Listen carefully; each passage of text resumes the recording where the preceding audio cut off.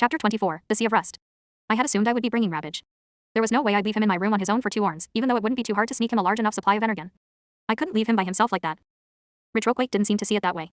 Back in my orn, he said. A rule was a rule. There's a no pets policy at this school, and whether or not they've worked out an exception for that thing you've got on your shoulders, I will not make an exception for it on this field trip. I can't leave him, I said.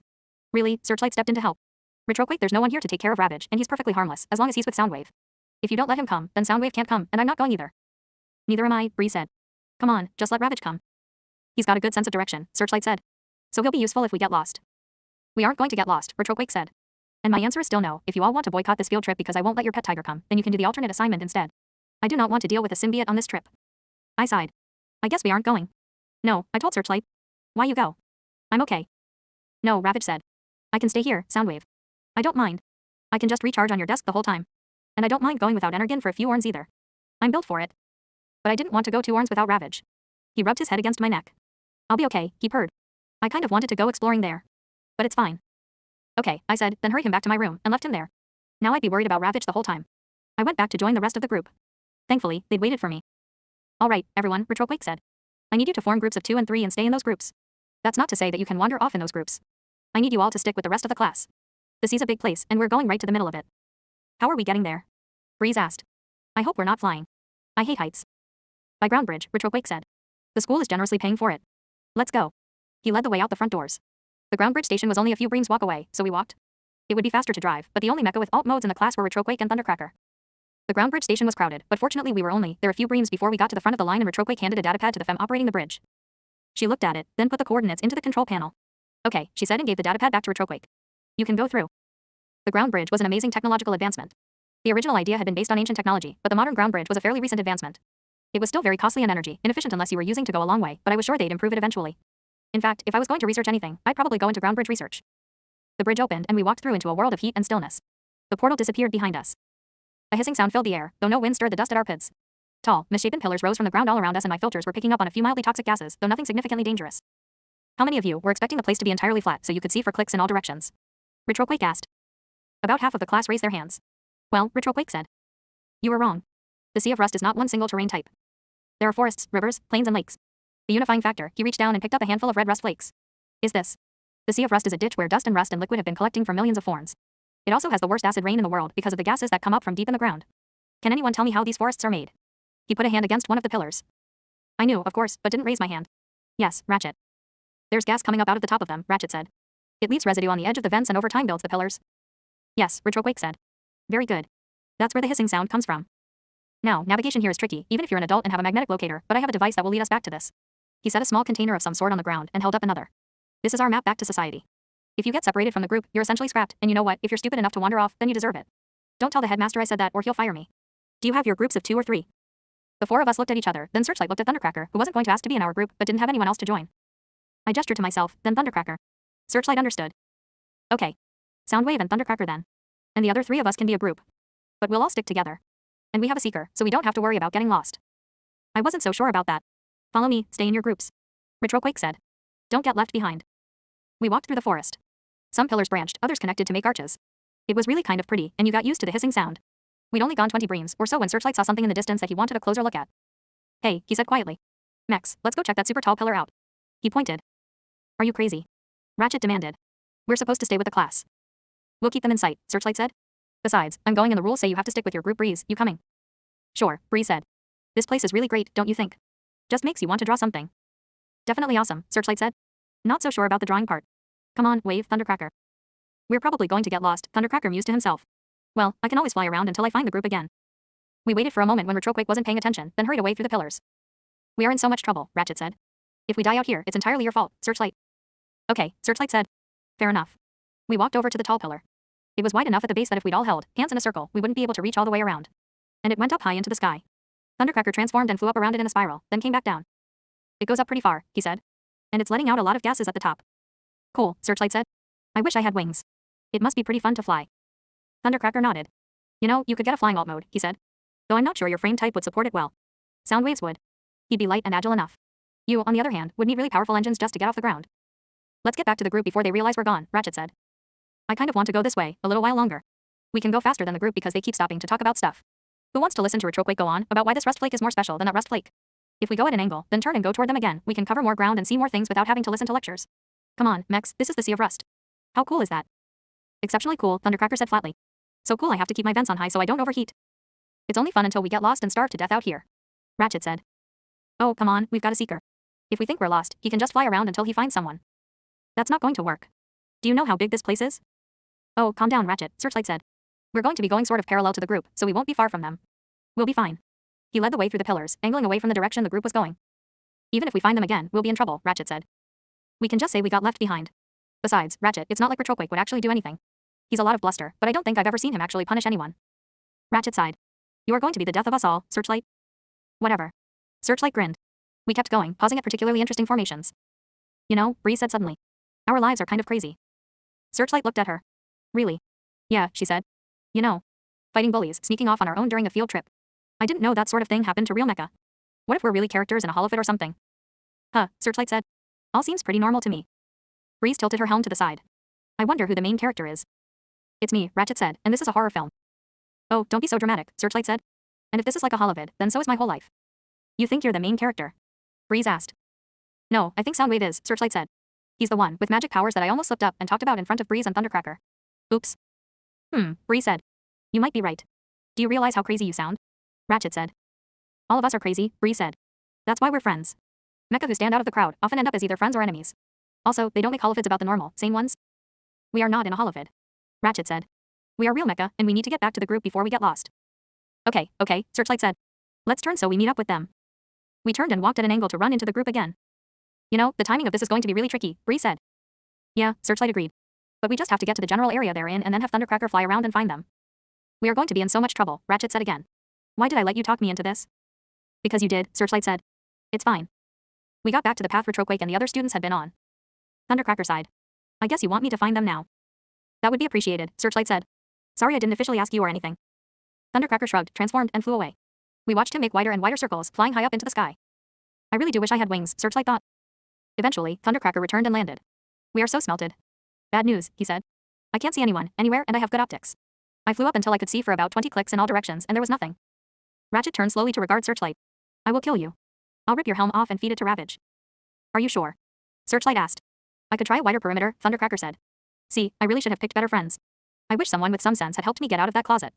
But don't move, or I might not be able to find you when I come back. He transformed and flew off again. I told you, Ratchet said. I told you you'd get lost. I told you we should have stayed with the group. They can't have gone that far, Searchlight said. What if they changed directions? Ratchet demanded.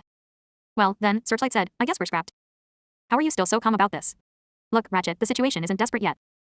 Breeze shook her helm. He probably won't be worried until we're actually dying. You know, Ratchet, you conserve energy if you don't panic. I am not panicking. I am going to kill him. Searchlight sat down. It's going to be fine. You don't have to be so touchy. We are going to die out here. No, Searchlight said. We aren't going to die. We'll find a way back. You're such a pessimist. We wouldn't even be in danger of dying if it weren't for you. Come on, Ratchet, I'm not going to let any of you die, okay? So you can calm down about it.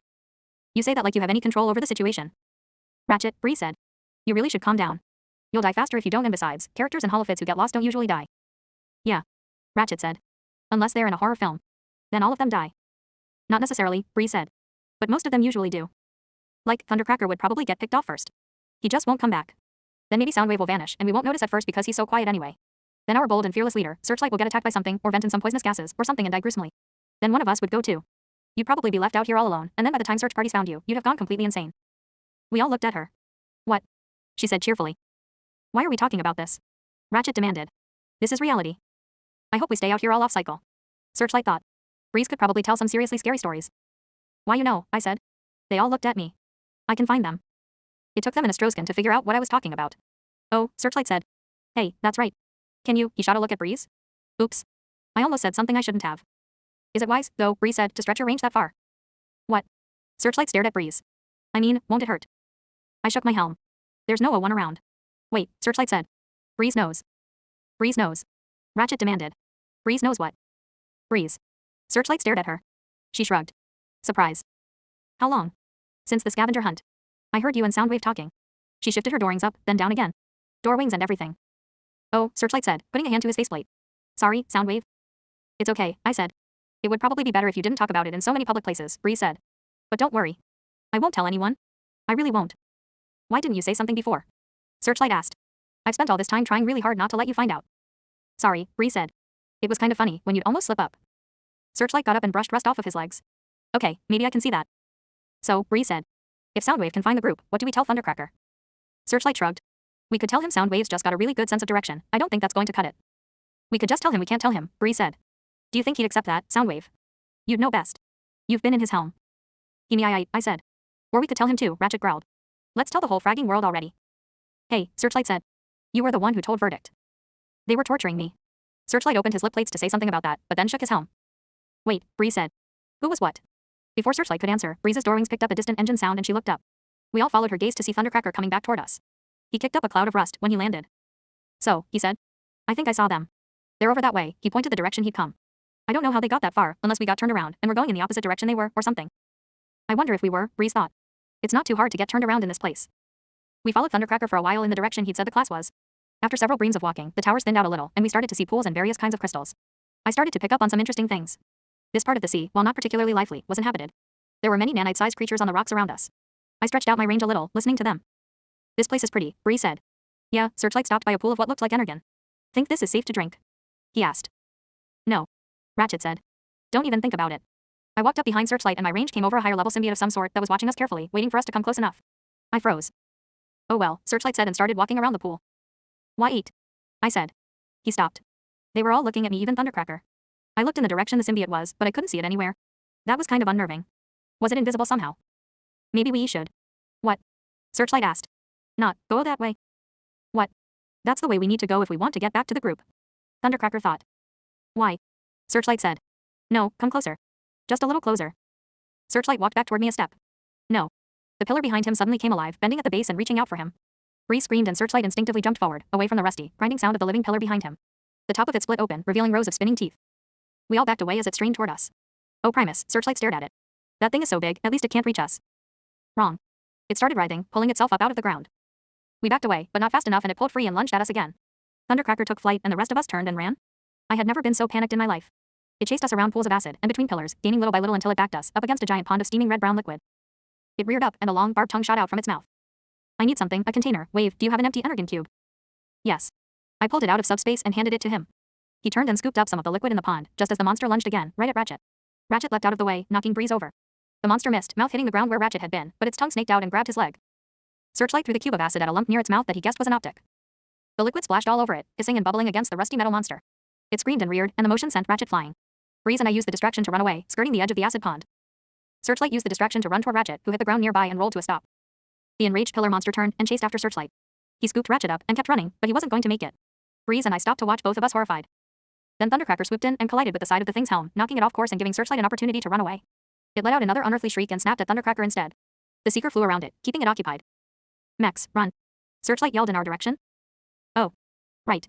Breeze and I sprinted after him. We kept going until we were far enough away we couldn't see the monster through the pillars. Searchlight set Ratchet down and leaned heavily against a pillar, venting hard. When he'd scooped up acid from the lake in that energon cube, he'd gotten some on his hand, and he could still feel it eating through his mesh. Thundercracker flew over clumsily and landed hard, nearly crashing. Relative silence fell, leaving a ringing sound in our audios. Ratch, Searchlight said. Ratch, you okay? Mech. Ratchet slowly unshuttered one optic. Is it gone? He whispered. Yeah, Searchlight said, then let out a shaky laugh and sank to his knees. That, he said, and laughed harder. Ratchet sat up, wincing. It's not funny. He said. What in pit is wrong with you? Searchlight laughed even harder. Ratchet studied his peed where the pillar monster had grabbed him with its tongue. He was leaking a little from the holes the barbs had left, but it didn't hurt as much as Searchlight's hand. Thundercracker sat up with a groan and put a hand to his helm. I was not flying right. Crashing into that thing must have messed something up. I swear, that stupid ground pounder. Shut up. I wish it had eaten you. Searchlight calmed down a little. What? You heard me, Thundercracker growled. Hey, it didn't, we're alive. Scrap, that thing was. If you say awesome I will rip your voice box out, Ratchet said. Why is your hand smoking? Searchlight frowned at it. It's fine. Did you get acid on it? You should wash that off. It could damage your motor functions and you'd need a complete replacement. You bring anything to wash it off with. Searchlight said. Ratchet glared at him. Next time, Thundercracker said, you can get yourself lost all by yourself. I'll be Ratchet's partner.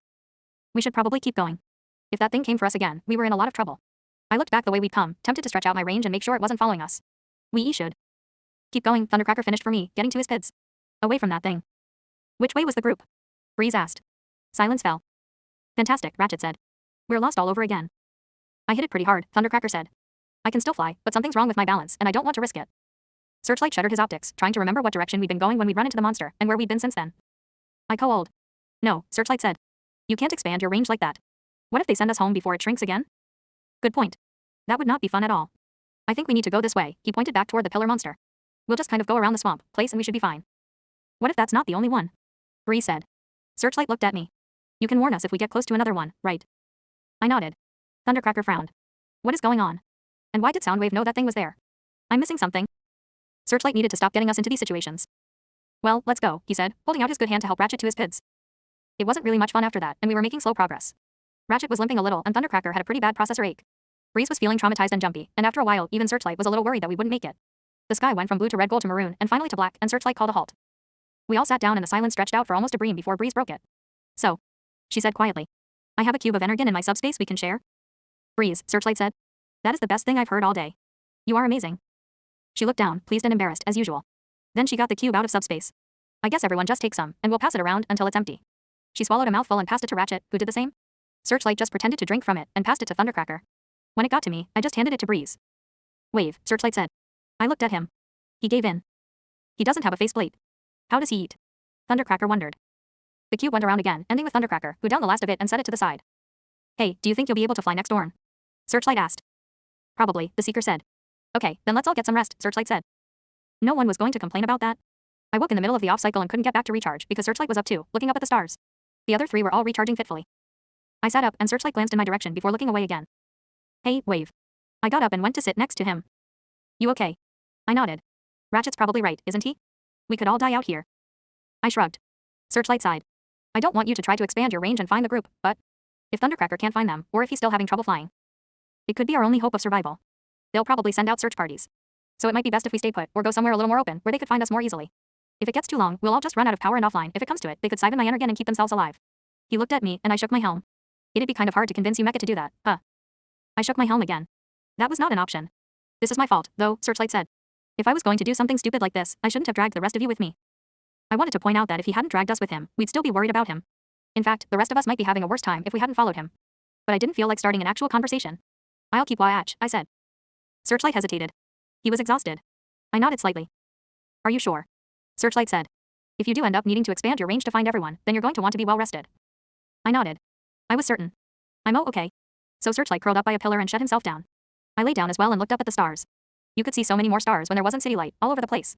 They made a brilliant array of light and darkness in the sky, almost too beautiful to comprehend. I was scared, of course, that we were going to die out here, but I couldn't help but think that if I was going to die, it was nice that I had seen this first. The last time I had been this alone, and I had stretched out my range too far, and I had thought I'd heard Primus's voice. Our god had created Cybertron and her sun and moons. But I wondered about those other stars, and who could have created them, or if they hadn't needed to be created. If they'd just come about on their own. I wondered too about Primus, if he knew we were out here. I wondered if he watched Mecha starve to death or get murdered in dark alleys, and what he thought of that and why he didn't help them. Even if I asked, I didn't think he would answer. The search party found us just as the sun was rising. Breeze and Thundercracker and I were awake already, and the others came out of recharge when the three mechs came rumbling through the pillars in their alt modes. They were nearly as relieved as we were that they'd found us. We got to ride back on them to the rest of the group, and Retroquake, who was also very relieved, yelled at us for a few breams. Then they sent Searchlight, Ratchet and Thundercracker back to Yukon with the search parties so they could get some medical attention. Breeze and I stayed for the rest of the field trip. We were very well behaved.